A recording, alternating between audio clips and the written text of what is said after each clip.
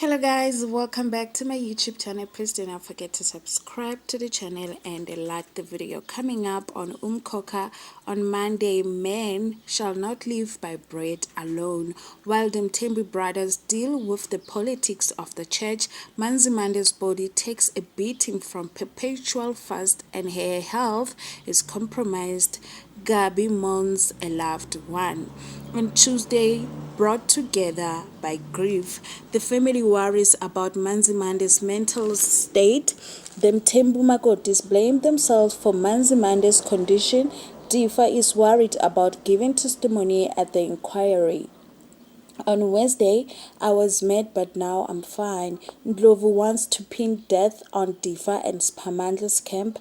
Nobuntu is shocked when Nokubonga reveals a secret. Ndlovu approaches Mamzobe with a plan that sinks Spamandla's church. On Thursday, Mkhululi, his right hand and the killer. Khulekani is conflicted about telling the truth. The two churches are almost shut down before the killer confesses. On Friday, I spilled innocent blood. Khulekani gives up the church grounds, but Mthembu demands even more.